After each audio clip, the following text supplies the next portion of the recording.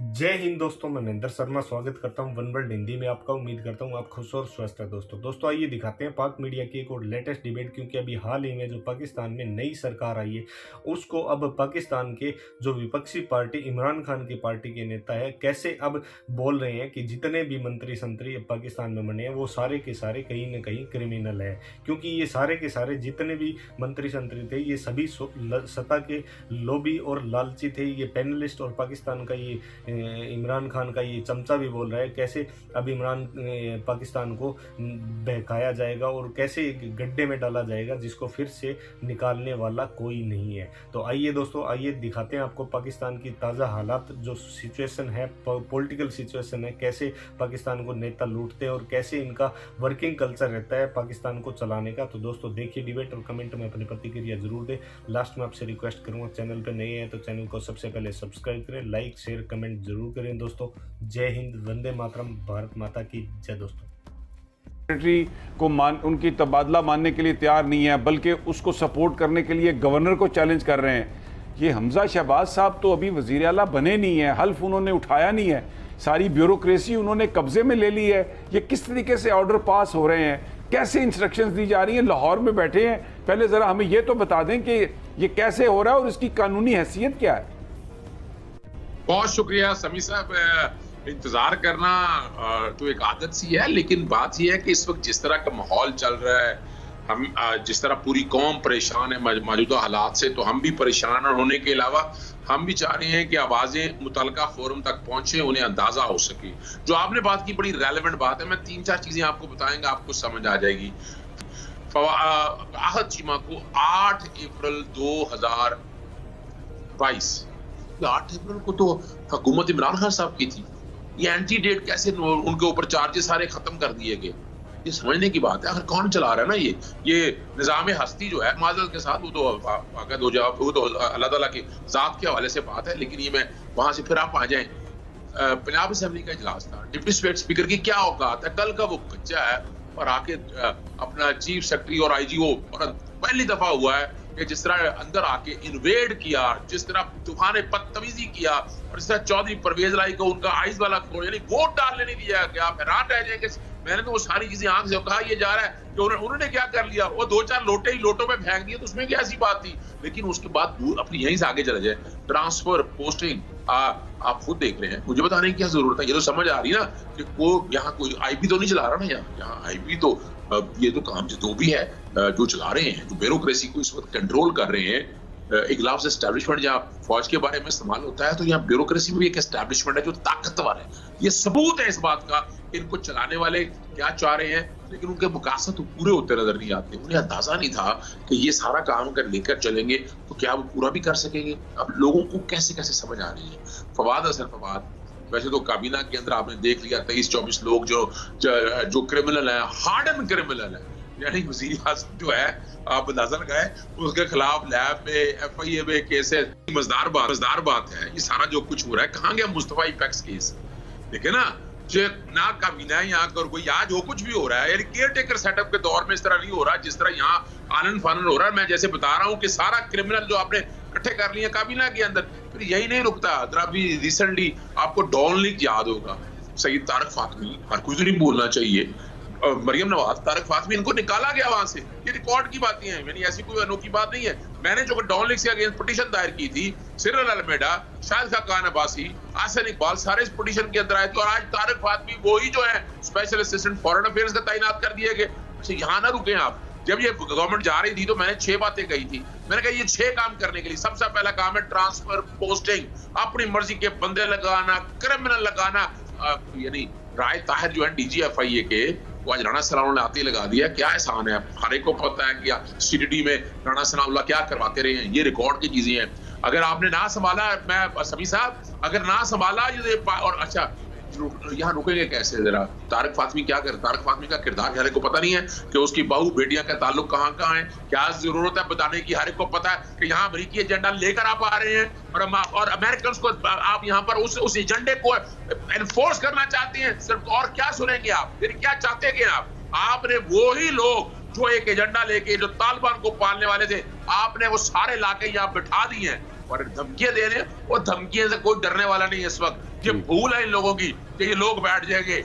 ये आवाम अब बैठने नहीं, वो डरना चाहिए उन लोगों को। ये सामने ना आके कहीं खड़ी हो जाए। अगर ये कौम सामने आके खड़ी हो गई तो फिर संभाला नहीं जाएगा। होश है नाखुल ने, और जो बातें एक सर्विसमैन ने की है, बड़ी जबरदस्त बातें की हैं। मैं जब देखें, हाशमी से अपनी जगह बात है, मैं जैसे भी हूँ, इमरान खान साहब को नुकसान पहुंचाने में ये सब लोग हैं, ये प्लांटेड लोग डाले गए थे वहां तक। आप क्या चाहते हैं? आप इस मुल्क को तकसीम करना चाहते हैं? आप इस कौम को तकसीम करना चाहते हैं? ये नहीं हो सकती तकसीम अब। अच्छा जो खड़ी है। ठीक है, ठीक है। मैं अजहर सदीक साहब आपसे एक बात और कर दूं आपको जी। मैं एक और बात बताऊं जी। ये देखिएगा, यहाँ पूरा जोर क्या लगा रहे हैं अब ये ना, ये अदालतों को भी इन्होंने इन्वॉल्व किया हुआ है। रात को खोल लेना अदालतें। लाहौर हाईकोर्ट में 2 पिटीशन दायर किए हैं कि जनाब मुझे हलफ लेने दें। ये क्या मजाक बनाया? मैं ये इसी पे आता हूँ, इसी पे मैं आ रहा हूँ। मैं अजहर सदीक साहब, मैं एक एक करके आएंगे ना तो व्यूअर्स को बहुत चीज़ें क्लियर हो जाएंगी। आज शहबाज शरीफ साहब जनाब सदर पाकिस्तान आरिफ अलवी से मिले हैं। वहाँ पर उन्होंने बड़ा तरला प्रोग्राम किया अपने बेटे की वजारत आला के लिए। उन्होंने कहा कि गवर्नर को निकाल दें भाई, आपसे हमने तो किया है, ये किया है, वो किया है, आप अपनी सेहत को ठीक करें, तबीयत को ठीक करें और आप गवर्नर साहब को निकाल दें।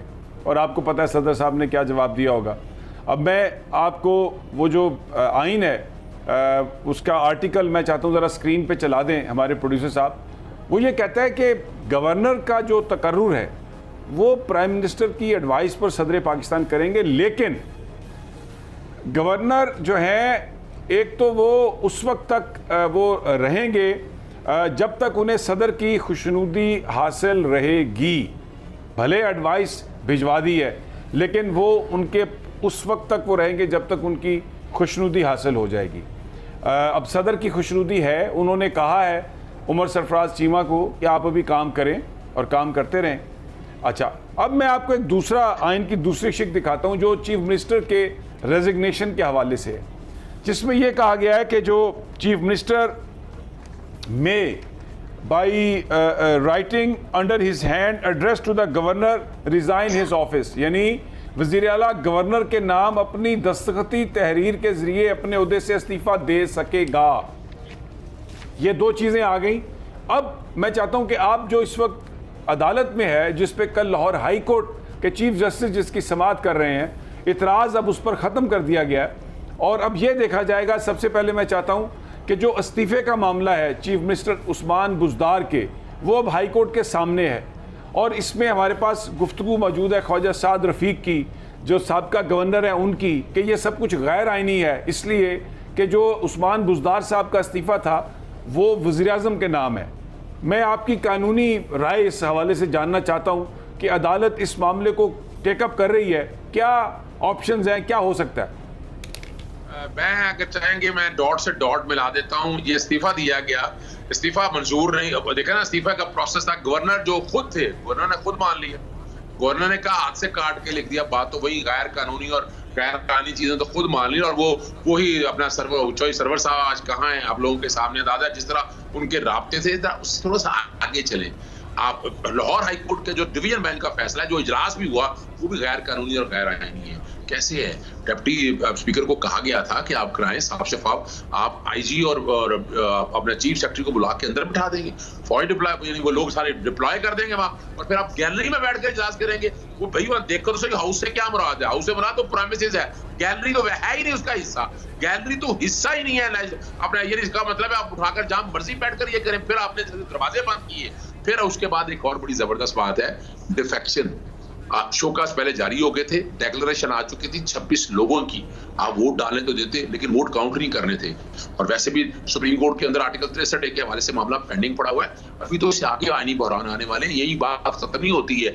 नजर जो आ रहा है यहाँ पर कि आप उस ताकत को बड़ी जबरदस्ती जोर से, जैसे आपने वहां कौमी असेंबली में हुआ ना, 12 बजे से पहले सुप्रीम कोर्ट बैठ गई, इलेक्शन कमीशन भी आकर बैठ गया, इस्लामाबाद हाई कोर्ट भी आ गया, ये सारा कुछ देखते रहे। लेकिन यहाँ मामला जब यहाँ ऐसे हालात बन नहीं रहे थे, आप क्या करना चाह रहे हैं? आप वो अदालतों को माजरत के साथ अदालतों को इनमें इन्वॉल्व करना चाहते हैं। यानी वो पढ़ा नहीं है ना आर्टिकल 130 सब आर्टिकल 7 पढ़ते हैं। वो गवर्नर ने कॉल अप ऑन करना है, गवर्नर की मर्जी है, भी कॉल अप ऑन नहीं कर रहा उनसे। उनसे और वजह क्या है, गवर्नर के पास सेक्रेटरी कौमी सूबाई असेंबली की वो पूरी रिपोर्ट गई है कि वहां जिस तरह आम बंदे यहाँ पर डाले गए और इल्जाम लगाया गया कि चौधरी परवेज लाओ भाई, मैंने वो सारी वीडियो देखी है, मैंने सारी वो फोटोएं देखी है कि जिस तरह बैठ कर बदमाशी और गुंडा कर दिया, एक ऐसी मिसाल कायम की गई है।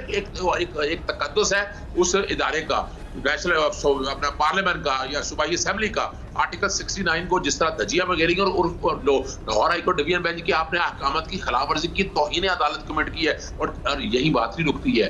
अब गवर्नर ने बाकायदा इस बारे में एडवाइस ली, वोकला से रब्ता किया तो उन्होंने साफ कह दिया कि भाई जो कुछ हुआ है ये गलत है। अब जब ये सारी चीजें सामने आ चुकी हैं, उसकी एक इंक्वायरी या इन्वेस्टिगेशन चल रही है, अब 2 दिन 4 दिन 5 दिन 8 दिन क्या ऐसा हो गया, आईन ने इसीलिए इजाजत दी हुई है कि जब तक नया वजीर आला नहीं आता, मुंतखब नहीं होता, तो दूसरे वजीर आला, वो वजीर आला उनकी पिटीशन भी चल रही है कि उनका इस्तीफा कानून के मायने के मुताबिक नहीं है। अगर कल लाहौर हाई कोर्ट अगर उनका वो बहाल कर देती है तो कहां गया ये इलेक्शन? ये इलेक्शन तो एक साइड पे रह गया, फिर तो वहां पर वो मौजूद है, वहां पर इस्तीफा जाएगा, इस्तीफा मंजूर होगा, फिर देखा जाएगा। फिर और यहाँ मिन्नत अरला जो करने गए थे सदर पाकिस्तान से, सदर पाकिस्तान 28 दिन तक असम्बली रोक सकते हैं। मैं आपको एक राउंड अबाउट फिगर दे रहा हूँ कि अभी तो एडवाइस तो शायद उन्होंने आज भेजी हो ना, काबीना तो उनकी आज मुकम्मल हुई है ना, काबीना से आज फर्ज करें काबीना से मामला चला गया, काबीना को वापस भेज सकते हैं उस असम्बली को, सदर को इख्तियार है कि ये रीजन है जो कि एट द प्लेयर ऑफ इस्तीफा तो दिया नहीं, आप रिमूव कर रहे हैं, एक गवर्नर को आप रिमूव कर रहे हैं। अगर उमर चीमा ने इस्तीफा दे दिया तो पोजीशन कुछ और होती।